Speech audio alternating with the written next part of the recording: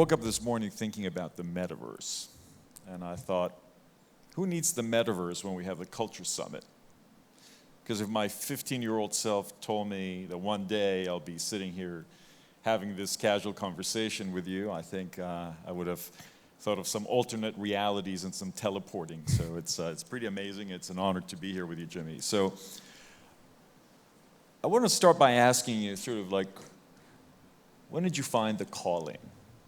When did you realize that a creative pursuit was ultimately what you were meant to do in life? Was there an aha moment? I don't know whether there was a moment, probably the moment I was born. I think, I don't know, the doctor slapped me and I went, and I said, oh, I'm not going to be a singer, but I do like music. So I think I grew up with it. My father still plays keyboards. He's 95 years old. He still plays the piano. Music keeps him alive. My mom loved music, so I just grew up with it. And there was always instruments around my house, and I just felt like I was just music. Like it was like oxygen to me. Like I just had to have it in my life in some sort of way. I didn't know I'd be doing it and being almost a legend, as I was introduced, which I love that. So I didn't know that that was going to happen, but I knew that I loved music. I just wanted it in my life. Well, since maybe not everybody in the audience is familiar with your bio, and even though I traditionally am not crazy about reading, I thought your bio is so impressive that I'm going to take 1 minute and just educate everybody about the real legend that's sitting right next to me. Oh, brother. So, 5-time Grammy Award winner Jimmy Jam is a world-renowned songwriter, record producer, musician, entrepreneur, and have the most successful songwriting and production duo in modern music history. Alongside his longtime partner, Terry Lewis, Jimmy's accomplishments have elevated him to iconic status in the music industry, and I can attest to that. Jam and Lewis have collaborated on gold, platinum, and diamond certified recordings for artists including, and get this list, Prince, Janet Jackson, Michael Jackson, Boyz II Men, Sting, Elton John, my fellow Cypriot George Michael, Mary J. Blige, Usher, Beyonce, Luther Vandross, Rihanna, Rod Stewart, Drake, Earth, Wind & Fire, J. Cole, Mariah Carey, Kendrick Lamar, Gwen Stefani, Willie Nelson, New Edition, Sounds of Blackness, woo! And the seminal band Morris Day and the Time, where they got their start. When asked about how it felt to be the hottest producers after the Grammy-winning success of Janet Jackson's Control, Jimmy responded, "We don't really want to be the hottest producers, just warm for a long time." That long view theme of consistency has led to 26 number one R&B singles, 16 number one Hot 100 hits, giving the duo more Billboard number one songs than any other songwriting and production team in the entire history of humankind. They have Oscar, Emmy, Golden Globe nominations, a star in the Hollywood Walk of Fame, and are inductees into the Songwriters Hall of Fame. With number one hits, get this, in the 80s, the 90s, the 2000s, the 10s, the 20s.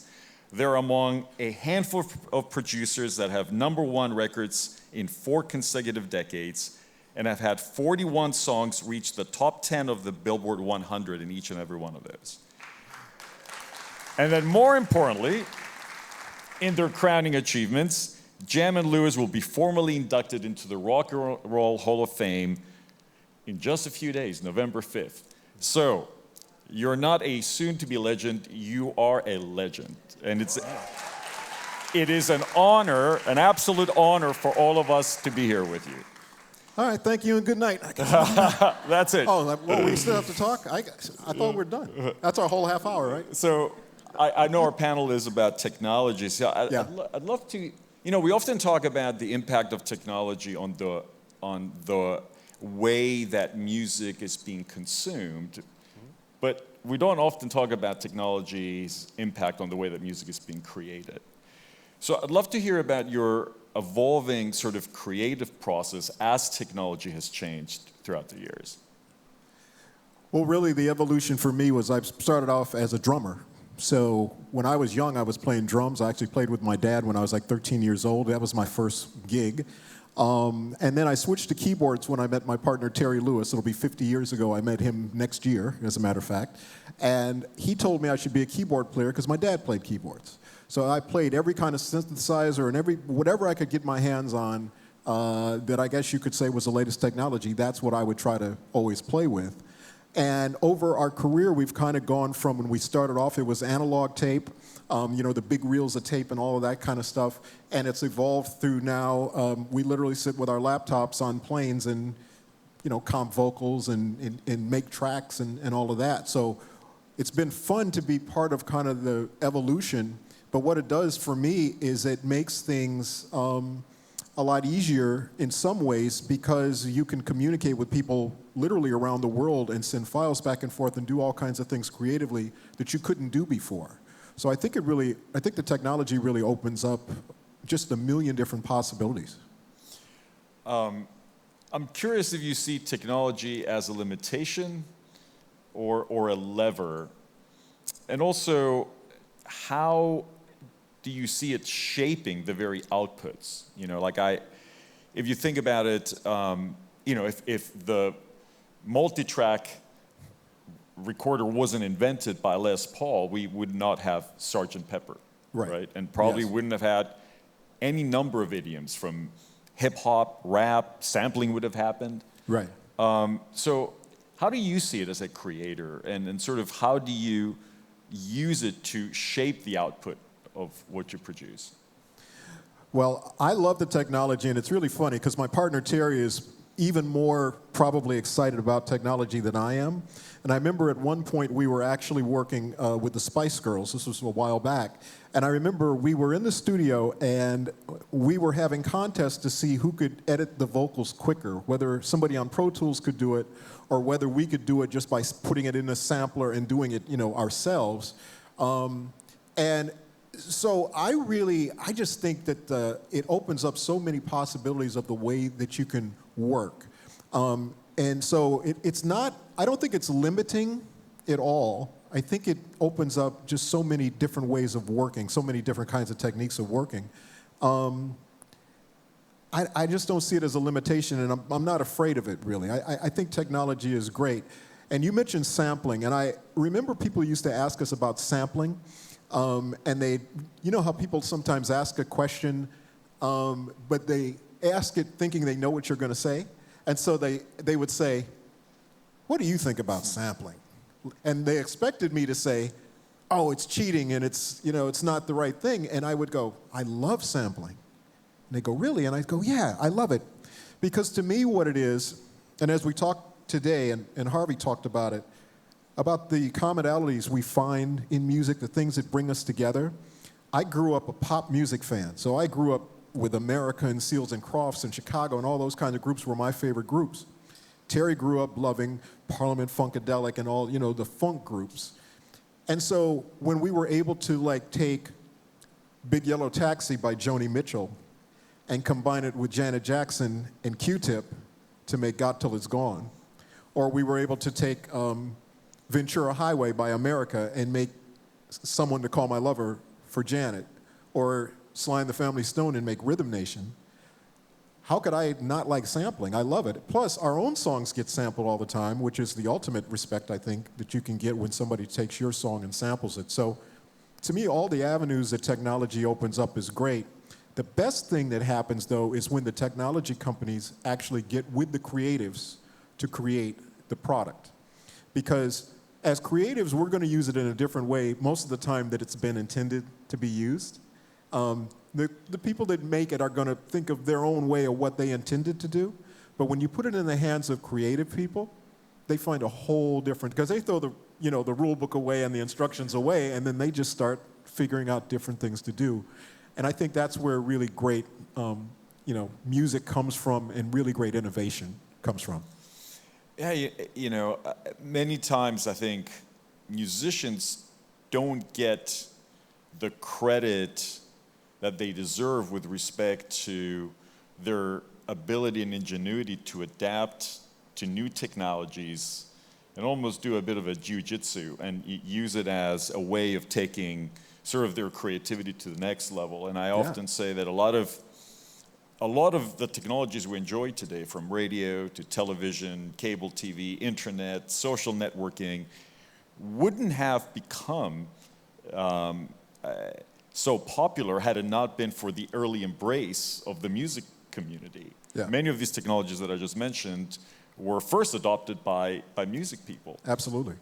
And what's interesting also is that often happy accidents lead to breakthroughs. So, and correct me if I'm wrong, but I read the story of how distortion sound was a bit of a happy accident when Ike Turner was going to a gig, and I think an amp fell off the back of the truck and then plugged it in, and all of a sudden we had distorted sound. Yeah.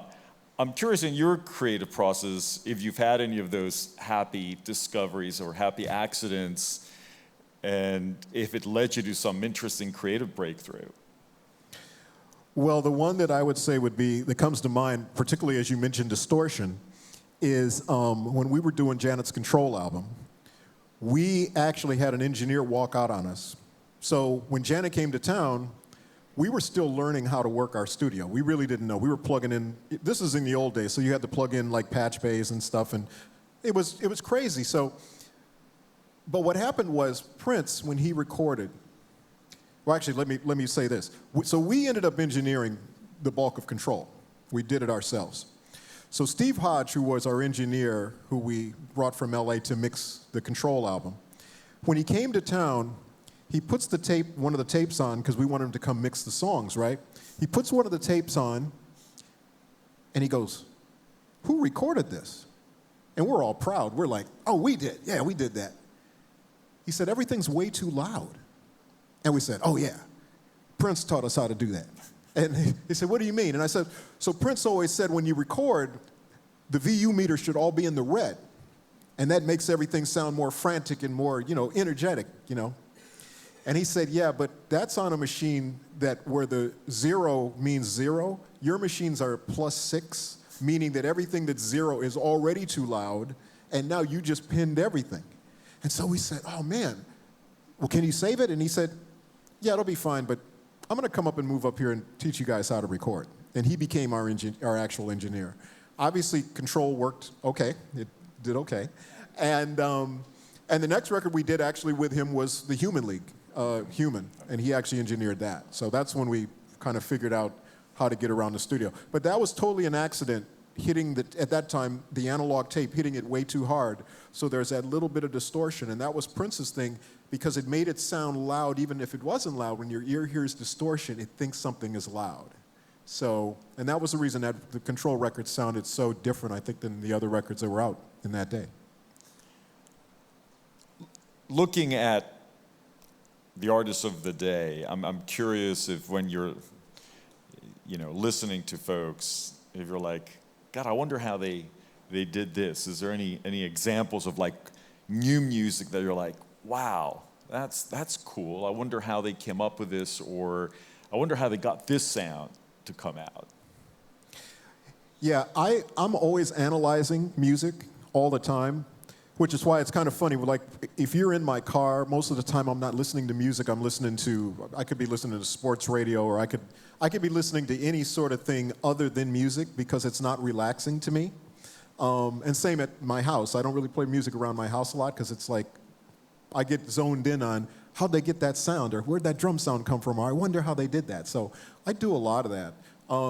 My favorite current producer right now that I just love everything that he does, there's a guy named Inflo, who's from the UK. And he did some things on the Adele album, but his wife is Cleo Soul, who's an artist that's beautiful to me, and I love her voice. And I got a chance to visit with him in Los Angeles. He was there working. He normally works in the UK, but he was actually there. And it was kind of fun, because he was working on the old A&M lot in the old A&M studios. And I knew a lot about those studios because the early Janet stuff we didn't record it at A&M, but of course she was on A&M Records back in that day. And it was kind of fun, because I told him, I said, "This studio that you're in, that crystal on the wall of this studio, Joni Mitchell, that's her that's her crystal. And I said, this piano you're playing on, this is Carole King's piano that did Tapestry and those records. And his mind was just blown. But the music he makes, he was like absolutely in the right place to make those kinds of records. And when you hear the kinds of music that he makes, it's not technological. It is technological, but it's all about the live instruments. He's very much into string arrangements and actual piano Rhodes and the old sounds. So I just kind of love that combination. So he's one that when I listen to his records, I try to figure out what he's doing, but then I enjoy the record so much that I forget and just enjoy the record, and that's always the best. Many people may not know that the word technology, which is a Greek word, truly means, so techni is art and logos is the deep study of something. So even though we often think of them at odds with each other, meaning art and technology, they're in fact symbiotic. And you and I, before we came on stage, we were reflecting a bit about how technology in some ways can be a mirror to our own humanity. And I know this is the first time that you're visiting this part of the world, where there's such an amalgam of so many different cultures, and it's a crossroads of so many different histories and influences. And I'd love for you to reflect a bit on sort of this moment in time coming to the summit, and you as a longtime creator, how are you ingesting and observing what's happening here, bringing all these creative people together? I have so many thoughts, and I'm going to try to distill them quickly, because lunch is next. My first thought is, I just want to recognize, because somebody tweeted today, and I didn't even realize it. I was actually in Dubai in 2015, working on a Janet Jackson album called Unbreakable. And today, back in 2015, that album entered at #1 on the Billboard chart. And just today, it's the anniversary. Just today, yeah, Amazing. Today. So, but what's interesting about that was what you said, warm for a long time, as our thing. That was always our approach. But it was exciting to come to this part of the globe and actually work on an album. And then it's kind of, God's plan, as I like to say, that I'm sitting here today in this incredible room of people, of music creators, that, I'm here celebrating today. And Janet actually texted me and I said, hey, you'll never guess where I am today on this day. But I think that, technology is interesting, and the thing that's been interesting for us over the last couple of years, of course, is the Zoom phenomenon. And the idea that as you look around the room, you see people with, young and old and different race, different ethnicities, all of that. And as Harvey said, if you put a song on, everybody's doing the same thing, right? Everybody's going like this. So music is the thing that brings us all together, which is interesting. But it really came about, if you think about the Zoom era, because when you look at that screen, I always looked at that screen like a quilt. And quilts are all different things, but all of a sudden, instead of looking at the screen and seeing the differences, as soon as music comes on, you look at the screen and you go, oh yeah, he's liking that just like I am, or she's liking that just like I am. And that's the beauty of it. The thing that excites me about being here is that I think music should be the foundation for everything that happens. I think music is God's language, is what I call it. Because it doesn't matter whether you speak the language or you know what it is, but when you hear songs, you get a feeling from those songs. And there's something about that that's so amazing and it's the unifier to me. So I think any infrastructure that's building their economic base on music, that is absolutely the best way you could possibly do it. And so to be here where that's the reality of it, I couldn't be more happy to be here today.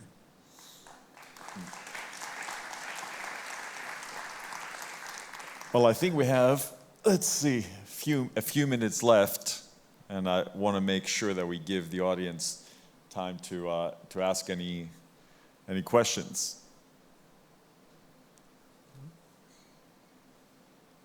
over there.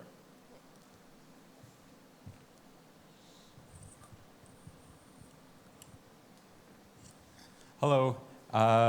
It's great to have you here, Jimmy. It's an honor to have you here. Thank you. I have a very simple question I'd like to ask, and based on your answer, I'd love you to elaborate on it. Who was the star of the show, music or the artist?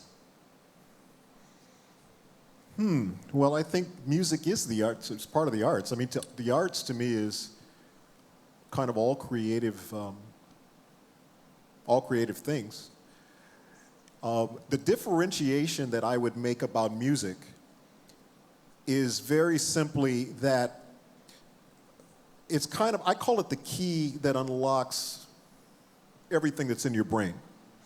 So if I said to someone, you guys are much younger than me, so if I said, what were you doing in 2000, on this day in 2000, what were you doing? And you may be able to kind of piece it together in some sort of way and kind of figure it out. Oh, I might have been doing this, I might have been living here, I might have been whatever. If I play you a song from that date, from any date in 2000, everything comes back to you. The smell in the air, the temperature, exactly what you're doing, what you're wearing, and all of that. I call that the divine art. I say music is the divine art because it's the key that unlocks everything that's here in your brain that you can't get to on your own, but music can bring that out of you. So I think, not to differentiate music necessarily, but I think that's the thing that makes it so special, and that's kind of the theme of why we're here today. So I hope that makes sense. You know, building a bit on that, Jimmy, I'm curious, you know, the question was who's the star, the music or the artist? Yeah. But I see so much of the magic of what you do as your unique ability to bring the music out of the artist and bring the truth out of the artist. Do you have a process for that? How, and you've worked with such a wide variety of artists. I mean, there's a world of, there's a whole world between Willie Nelson to Janet Jackson to George Michael to Prince. So I'm wondering, do you have a different approach when you work with each artist, or do you have a particular Jimmy Jam rule book about bringing that truth out of that artist? Well, the rule book is really to make the artist as comfortable as they possibly can be to do their best work. And when people think about record production, if they say, oh, you're a record producer or a music producer, the thing that they think about is the technology, and that has a lot to do with it. But what has even more to do with it is the psychology and probably the psychiatry sometimes in figuring out, you know, when an artist likes to work. Some artists like, you know, very quiet, very dark. They like to work late at night. They work sometimes early in the morning, they like it. So each artist is individual, and so what you do is you try to tailor and make it the best that they can be. We were talking the other day with New Edition. We did the New Edition album, Heartbreak, which was their first album back together again, and I remember Johnny Gill had joined the group, and two of the guys didn't want Johnny in the group, two of the guys wanted Johnny in the group, and the first thing we did is we had a meeting sitting around the table, and I looked at Johnny Gill and I said, Johnny, you're the new member of the group, you're not going to get any songs to sing. How do you feel about that? And I didn't know what he was going to say. And luckily he said, that's fine, I'm a team player, I'll do whatever you need me to do. Well, then that got everybody on the same page. That album ended up being a total big hit for them, and if we wouldn't have had that initial meeting, though, to break the ice, it would have been such a contentious project that it never would have came out the way that it did. And as it turned out, Ralph Tresvant, who was the lead singer in New Edition, and Johnny Gill, they ended up being like best friends and best buddies to this day because they admired what each other did. So it was important to get inside the people, make everybody feel comfortable, whatever they feel comfortable. I mentioned the Spice Girls earlier. It was funny, Victoria, Posh Spice. Everybody in the group liked everything kind of quiet when they sang. Victoria did her best vocal when there was cameras and lights everywhere. We figured that out. When they brought a camera crew in, she hit every part she needed to hit. So everybody has a different way of working, and it's just kind of figuring it out, and then trying to make music for each artist that they're going to enjoy singing. Because if it's a hit record, they're going to be singing it 20 years from now, 30 years from now. So you don't want them singing something that they don't like. So make sure that we're giving them something good. So you and Terry have been a duo for more than 40 years. Next year it'll be 50 years 50 that I years. met Terry. But And 40 years officially of our production, our handshake deal. We shook hands and we said 50-50. And, you know, I always tell people we never have been in an argument. And it's simple because once you do that, it doesn't matter. There's literally songs we have, Terry did 100% of it. I don't even hear it till it's on the radio. And then I go, man, Terry, when'd you do that? That's really good. But I got 50%, so I'm good, you know? So it takes all of that out of the way. The other thing is we never think of things like an argument, because an argument is something you're trying to win. So if I win the argument, that means Terry lost the argument. Why do I want to see my partner lose at anything? So we look at it as a disagreement. Disagreement is something you're trying to solve. So we figure out the best way. It's not whether it's my way or his way. What's the best way to get there? You know, it's like a destination. It's like, hey, we're going to go to the circus, or we're going to go wherever. Oh, how are we going to get there? Well, let's take the train. Well, no, let's take a plane. Well, let's take a car. No, let's take a boat. It doesn't matter. As long as you get to your destination, it doesn't really matter. And so that's the way Terry and I always look at things. I love that because, you know, I think we on the business side of the music industry or any industry, we have so much to learn from you and people like yourself who bring that element into the creative process, but there's so much transferability, if you will, of you know, looking at talent and it's asking yourself, well, how can I unlock the best out of them? Or taking the approach you've taken in your partnership with Terry. I think we have a couple of more minutes. Any other questions? Over there. Hi, Bill Bragan from the Art Center at NYU Abu Dhabi. One of the things that, you know, when I think about your career and how many global hits you've had, there's also kind of the signature of Minneapolis, which is also kind of deep in the DNA. And as the UAE is really investing in developing its music industry and the creative economy, and as you talked about your visit to Dubai before, and now your visit to Abu Dhabi, I'm curious about this idea of a sonic signature. And as you spend time in the UAE, and as the UAE is trying to develop its own music industry, what do you think about how a musical signature that really speaks to a specific place is, and how can it be developed? Well, I think it'll be developed naturally and really, and I haven't spent enough time here to really probably know it as well as I should. I will say, whatever the song they play between as they're switching out the stage, the first time I walked in and I have no idea what that song is. I got to find out. But I love that little loop. I just was like, man, I got to loop that up and do something with that. I mean, I love that. So, but I think, no, I think each city has their musical identity, so it'll be exciting to see what happens. And all it takes really is one artist to really break out, and then everybody feels like, wow, oh, that must be the thing. And that's what happened in Minneapolis when Prince broke out. Everybody all of a sudden came to Minneapolis and said, wow, we got to figure out what that sound is and what it is. But it's the same in the United States with, you know, Philadelphia or Detroit, or a lot of the towns are like that. Nashville, certainly. But what's exciting is that there's an interest in music here, but there also seems going to be, or already exists, the infrastructure to really uplift the musicians and the creative community here.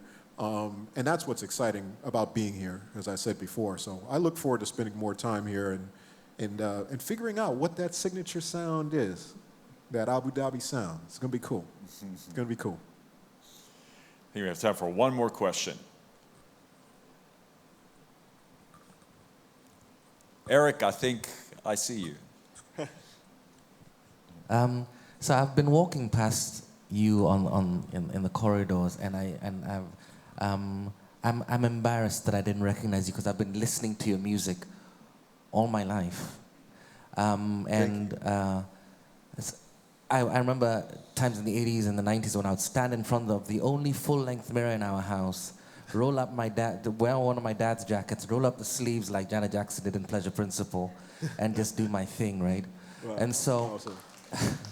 I just wanted to ask you, do you know how all-pervasive your influence has been, and how you've touched every single one of us?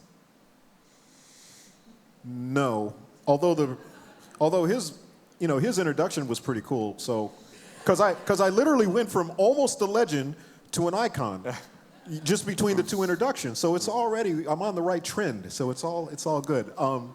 No, listen, I don't know, but I appreciate it so much that we've been the soundtrack of people's lives in ways, and that, I think our goal now, or we kind of are at a point in our careers where we feel like we don't really have anything to prove, but we still have a lot to say, and mostly we have a lot to do.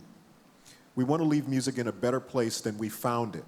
And I think between the energy of this summit, the energy of being involved with the Recording Academy, where I've been honored to be a part of the Recording Academy for the last, 25 years or so, I just think that I want to make sure that whatever that impression is that I've made on you musically, in a positive way, that anybody that wants to have that same effect on people and that same effect on culture has the opportunity to do that. So I appreciate what you say very much, though. I take it to heart, and I'm just so blessed to do what I do. And it's a pleasure to meet you. And you probably didn't recognize, because I didn't have my hat on, though. I brought the hat out for today, but I probably had a baseball cap on or something, so no worries. No worries. Oh, matter of fact, wait, hold on. Now you'll definitely know what he looks like. Yeah. Yeah, we'll get the full thing happening here, because we can do that. It's like, you know what it's like? It's like Clark Kent. So I walk around like Clark Kent, and everybody, who's that? I don't know who that is. And I could do this, and everybody go, oh, it's Jimmy Jam, okay. So there we go. So we'll finish up with, in the full costume. How about that? Everyone, the legendary Jimmy Jam. Thank you.